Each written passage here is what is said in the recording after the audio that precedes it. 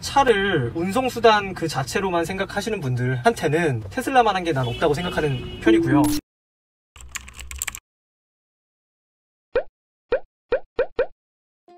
지금 시간이 한 40분에서 1시간 정도 떠가지고 바로 근처에 슈퍼차저 있길래 충전을 좀 하려고요. 왜 사람들이 전기차 하면 충전을 바로 걱정을 하느냐 생각을 해보면은 기름차 탈 때 기름이 완전히 바닥이 될 때까지 타다가 가득 채우고 이랬던 습관이 있기 때문에 전기도 바닥이 될 때까지 있다가 가득 채우려고 하면은 시간도 많이 걸리지 않냐 이런 질문이 나오는 건데, 이 패러다임이 바뀌어요. 저도 원래는 기름차 탈 때는 한 칸 남을 때까지 타고 그 다음에 꽉 충전하고, 그러니까 충전소 가는 빈도를 줄이기 위해서. 전기차는 에너지가 바닥이 되는 것도 좋지 않지만 완충이 되는 것도 좋지 않아서 20에서 80 사이에서만 계속 왔다 갔다 하거든요. 그래서 충전을 할 기회가 있으면 계속 조금씩 한다. 50 언더로 떨어졌다 그러면 충전을 하는 거야. 바로 근처에 충전소가 있어. 그럼 꽂아놓고 일 보는 거고.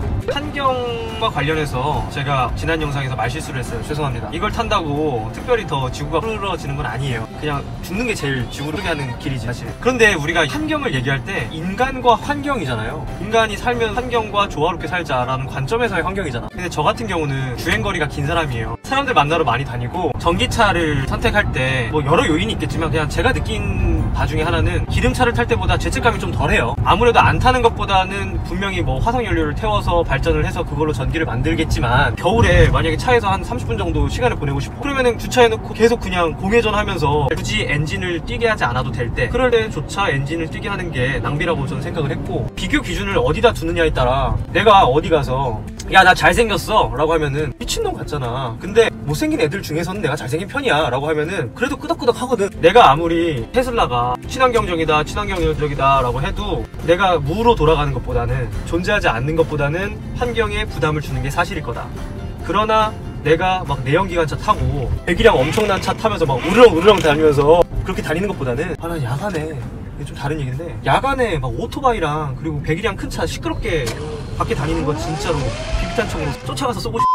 내가 이 차를 사야겠다고 진짜 아주 굳은 결심을 한 거는 2018년 10월이에요. 비즈니스 겸 상해에 갔더니 세상 조용한 거야, 도심이. 나 그때 깜짝 놀랐어. 2018년 10월이에요. 일단은 우리나라 도심처럼 막 스쿠터들이 막 이렇게 다니지 않아. 그리고 차들 중에서도 BYD, 테슬라가 많아. 생각보다 전기차들이 되게 많은 거야. 그래서 조용해요, 도시가. 그때 확 느꼈어. 소음이 주는 그 스트레스가 생각보다 크다. 우리가 내연기관차를 탈 때는 엔진 소리가 좋니 나쁘니, 엔진 소리가 없다는 걸 생각하지 않잖아요. 엔진 소리는 당연하다고 생각을 하는데 그게 엄청난 소음이라는 거를 느끼게 돼요. 그리고 저는 조금 후각이 민감하지 않은데, 후각 민감한 분이, 테슬라 타시는 분이 있거든요. 그분이 저한테 그러시더라고. 자기는 이제 남의 차에도 택시에도 가끔 탈 일 있을 때 타면은 기름 냄새가 느껴져서 싫다는 거예요. 그래서 무슨 좀 형님 그렇게 또 오버하시냐고. 근데 진짜래. 우리 주유소 가면 기름 냄새 막 느끼잖아요. 마찬가지로 우리 어쨌든 연료 탱크에 기름을 가득 싣고 다니는데 그 냄새가 아예 안 날 수는 없거든.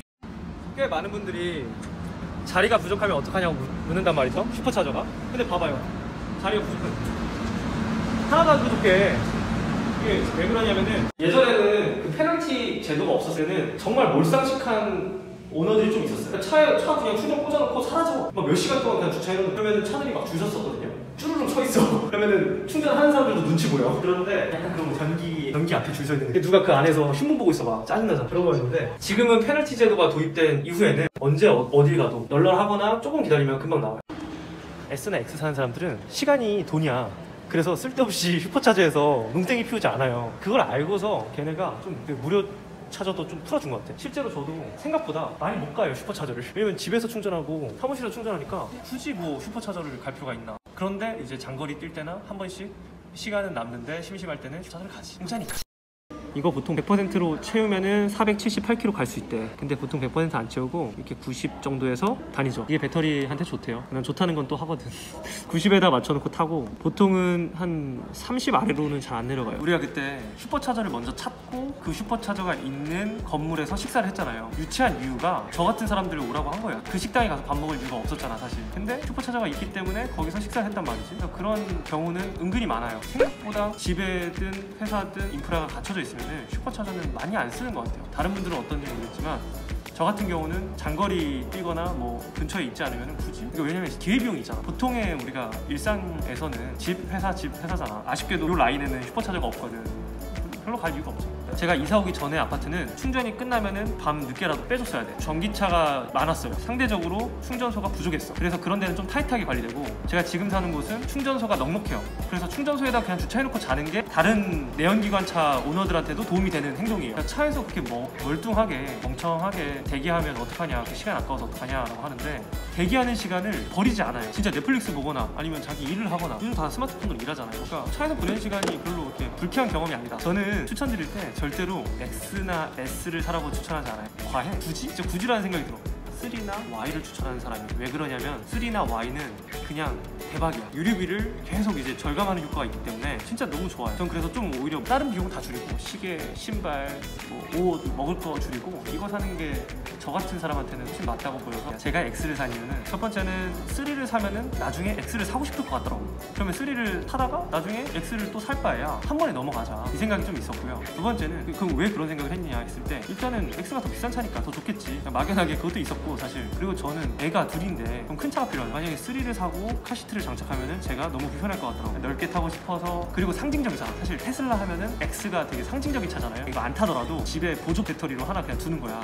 그래서 평생 무료 슈퍼차저가 되잖아. 그렇기 때문에 중고차가 방어가 될 거라고 생각을 했어요. 결론은 나는 X를 타지만 X를 추천하진 않는다. 3나 Y를 추천한다. 지금 한 5분 10분 했나? 충전 걸린 다 완료됐고요. 가면 됩니다. 갑시다. 보여요? 보여? 어우 징그러. 징그러. 이게 다 충전소예요. 할스팟 아니고요. 이게 한 달에 한 10,000원 좀 안 될 거예요. 몇천 원 내면은 인터넷을 해줘요. 근데 10,000원 정도 안 내도 내비게이션이랑 기본 이런 화면까지는 돼요. 근데 10,000원 정도를 내면은 위성 화면이 되고요. 위성 화면 이런 게 되고, 이건 돈 내야 되는 거야. 잘 보이죠? 이게 되고, 돈을 낸 사람들의 특권은 약간 아이튠즈 같은. 그래서 이 재즈를 들으면서 가면은 저작권에 걸려. 겨울철에는 확실히 여름보다 배터리가 일찍 닳긴 해요. 솔직히 내가 겨울에 차를 뽑았잖아요. 제가 1월 말에 차를 뽑았는데, 저는 그게 기준이었고, 여름이 되면서 확실히 여름 되니까 더 늘어나네, 이거였어가지고. 그리고 겨울을 한 번 더 나왔을 때 별로 우리가 휴대폰 생각하면 된다니까. 휴대폰 배터리가 완전히 맛이 가기 전까지는 불편한 거 못 느끼고, 그러다가 어느 순간 야, 이거 배터리 이제 막 빨리 닳기 시작한다, 이렇게 느끼는 것처럼, 저는 아직까지는 사실 겨울이라고 해서 뭐 특별히 그런 게 별로 없어요. 다시 한번 겨울 오잖아요. 이 세 번째 겨울에는 제가 이제 말이 바뀔 수도 있지. 야, 이거 사지 마라. 저도 이거 사기 전에 테슬라 관련 영상을 많이 봤거든. 북유럽, 스칸디나비아 반도, 뭐 이런 데서, 노르웨이, 스웨덴 이런 데서 막 약간 극한의 그 추위에서 택시를 운영하는 테슬라로, 모델 S로 그런 영상들을 봤거든요. 생각보다 로스가 없어서 이거 탈만하다라고 느껴서, 그래서 저는 뭐 좀 과감하게 했죠. 오늘은 여기까지. 그리고 봐봐, 도끼를 벗고 싶어서 벨트를 푸는 순간 난리나 난리나 벨트 풀면 난리나. 이게 오토파일럿 걸어놓은 상태에서 벨트를 풀었다, 그럼 난리 납니다. 죄송합니다, 단점 얘기 안 해서. 지금부터 단점을 한번 얘기해보겠습니다.